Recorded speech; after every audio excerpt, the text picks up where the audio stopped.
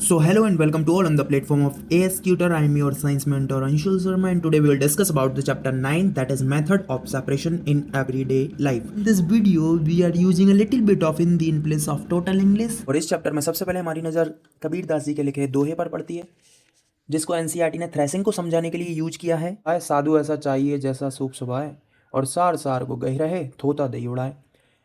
यानी कि जो सज्जन पुरुष होते हैं, अच्छे इंसान होते हैं, वो क्या करते हैं कि अच्छाइयों को अपने अंदर ग्रहण करते हैं और बुराइयों को अपने से दूर कर देते हैं, बाहर निकाल देते हैं। जैसा कि थ्रेसिंग में ग्रेन्स अलग हो जाते हैं और भूसा अलग। यहाँ पर थ्रेसिंग से रिलेट करके समझाया, threshing is a method of separation of grains from the husk is known as threshing. It is done by traditionally और मैनुअली और by thresher. In modern method we can use thresher to separate the husk from grains. Okay. यहाँ पर आगे लिखा हुआ just like winnowing makes the husk blow away while retaining the grain similar. That means कि अच्छे और सज्जन पुरुष अपने अंदर अच्छाई को ग्रहण करते हैं और बुराई को अपने से दूर या अपने से बाहर निकाल देते हैं। ठीक है, आगे इसमें एक छोटी सी स्टोरी दी रखी है ना। Mali and his sister Vali are excited for their summers vacation. Parents have planned a trip to visit their relative and friend living across India.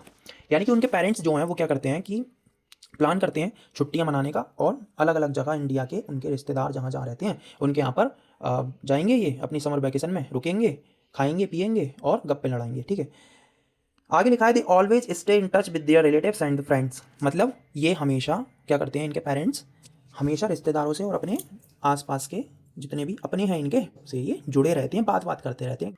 और देखिए आगे पूछा गया है कि do you also keep in touch with your loved ones.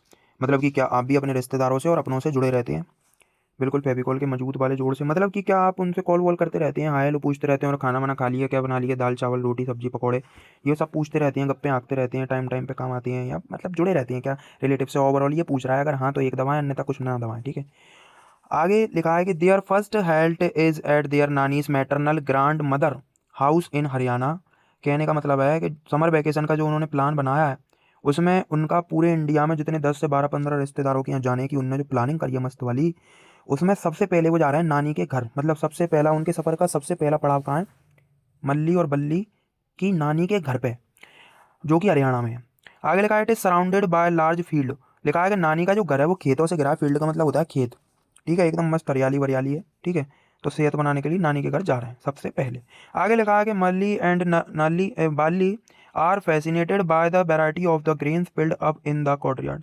और आंगन में इतने सारे अनाज, इतने अलग अलग टाइप के अनाज भरे रखे हैं, जिनको देख करके मल्ली और बल्ली के मन में बड़ी बड़ी एक्साइटमेंट हो रही है और बड़ा मजा सा आ रहा है उनको.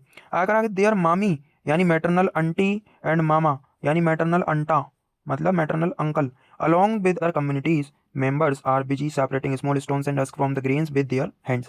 इसका कहने का मतलब यह है कि मामा मामी नाना नानी आस पड़ोसी सब इधर उधर के मिलके क्या कर रहे हैं, एक साथ अनाज से छोटे छोटे पतले पतले कंकड़ों को, पत्थरों को और भूसे को और कचरे को अलग करने का काम कर रहे हैं. कौन, सब मिलजुल के. ठीक है, फिर आगे देखते हैं. भैया आगे कह रहा Malli and Vali are curious to know why this is being done. और मल्ली और बल्ली के मन में जी चल रहा, भैया जी सब हो क्या रहा है, दमा चौकड़ी क्या मचा रखी है इन्होंने, क्या कर रहे हैं जी लोग.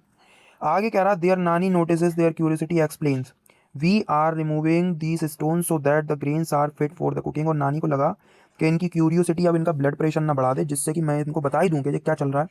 तो नानी ने कहा कि भैया देखो ऐसा काम चल रहा है कि जो अनाज है उससे कंकड़ों को अलग कर रहे हैं ताकि ये कुकिंग के लिए सही हो जाए, अनाज एकदम बेहतरीन से बनाने लायक हो जाए, बेहतरीन कंकड़ वंकड़ अलग करके सेपरेट करके और मस्त एकदम मजेदार कर देंगे अपन इसको. और भैया आगे की कहानी कुछ ऐसी है, लिखा है they go around the house to see their field and the cattle.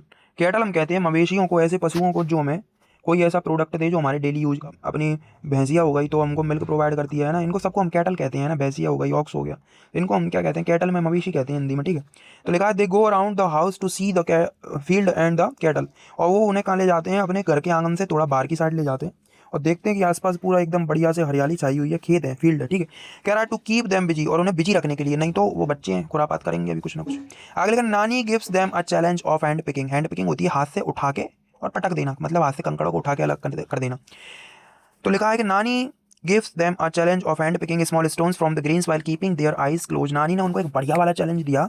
नानी ने कहा कि बेटा एक काम कर लो, आंखें बंद करके और इसमें से अनाज में से कंकड़ को अलग करने का, सेपरेट करने का काम करके देखो। ये चैलेंज कर रही हूँ मैं आपको, आप नहीं कर पाओगे। और माली और बाली ने बोला कि ठीक है ऐसी बात है तो फिर चालू करते हैं अपन अपना काम। और माली और बाली बढ़िया से अपना ये चैलेंज एक्सेप्ट करके और अपना काम चालू कर दिया उन्होंने।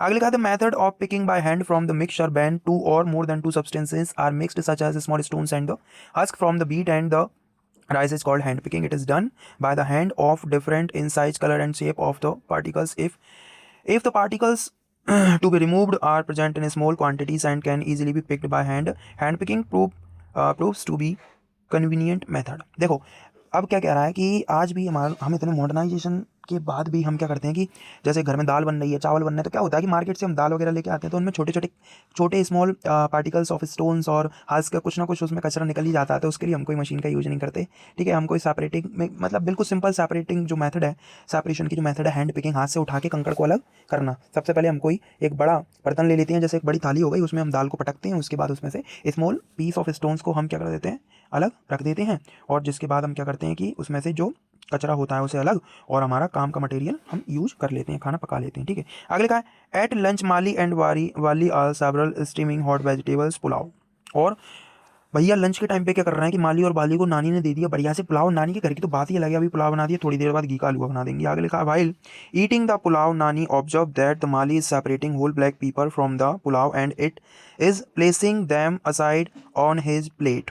मतलब कि माली बाली में से कोई एक बच्चा क्या कर रहा है कि उसमें अपनी थाली में काली मिर्ची को पुलाव में से छांट के अलग करके बीन के और उसमें रख दे रहा है थाली के साइड में, ठीक है। आगे लिखा है Bali playfully teases wow. Bali ने क्या कर दिया उसको चिढ़ाने के लिए कि wow this is a hand picking method nice one Nani tell them about the benefits of black pepper. मतलब क्या कर दिया कि इसने बाली ने माली को चिढ़ाया कि अरे वाह क्या बात है, जो तो हैंड पिकिंग मेथड कर रहा बच्चा, मतलब काली मिर्च को पुलाव से अलग करके फेंक दे रहा, बदतमीज है ना, यू आर वेरी बदतमीज बच्चा। एनकरेज। अब नानी ने क्या करा, नानी ने बताया कि काली मिर्ची खाने का बड़ा फायदा होता है, इसलिए तो पुलाव में डालिए, क्यों उसको अलग करके फेंक रहा है, रख उसमें वापस, खाओ उनको। अगला Nani tells them about the benefits of the black pepper and they encourage Mali to eat it. Mali से कहा बेटा खा ले, नहीं तो एक चपेट पड़ेगा कान के नीचे, सही हो जाएगा।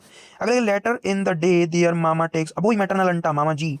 अगले का them to the field and where they observe wonders of the harvested. अच्छा एक बात सुनिए, हार्वेस्टिंग का मतलब क्या होता है? देखिए एक चीज़ होती है कटिंग और एक होती है थ्रेशिंग, दोनों को मिला के हम हार्वेस्टिंग कहते हैं, ठीक है। मॉडर्न मेथड्स में जो एक डिवाइस आती है दोनों काम करती है। अच्छा एक आती है जो काटने का काम करती है प्लांट को, और उसको कहते हैं रीपर या कटर।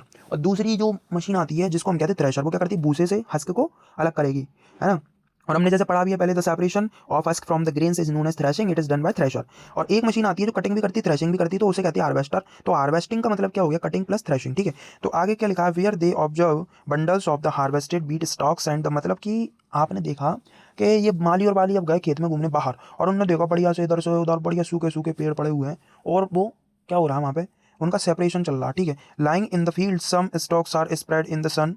अभी क्या हो रहा है कि सबसे पहले उन्होंने देखा कि कुछ पेड़ पड़े हुए हैं कटे कटाए, उनने देखा कि हो क्या रहा है कि कुछ पेड़ कटे हुए पड़े हैं और कुछ पेड़ अभी कटे नहीं हैं और फिर भी सूख गए हैं। तो आप देखेंगे है ना आसपास खेतों में कई बार, क्योंकि जो बीट का जो प्लांट है तो भैया क्या होता है कि उनको काट के सुखाया नहीं जाता, वो तो पहले ही अपने आप ही सूख जाता खेत में लगा, क्योंकि उसकी एज ही इतनी होती है। लाइफ स्पेन पढ़ेंगे हम प्लांट का आगे, उसमें समझ में आएगी ये बात। Both of them pick up a stalk each and notice numerous grains attached to it. और उनने एक एक उसमें से सूखा सा पेड़ उठा लिया जो कटा हुआ पड़ा है, उसमें से उठा लिया। स्टॉक कहते हैं डंठल को, लेकिन वो डंठल नहीं है। अब उनने उठा लिया वो पेड़ सूखा वाला जो कटा हुआ है। अब उनने देखा कि उसमें अंदर तो दाने भरे हुए हैं, दाने, ठीक है। आई कह रहा है a group of the farmers are beating the stalks on a large wooden.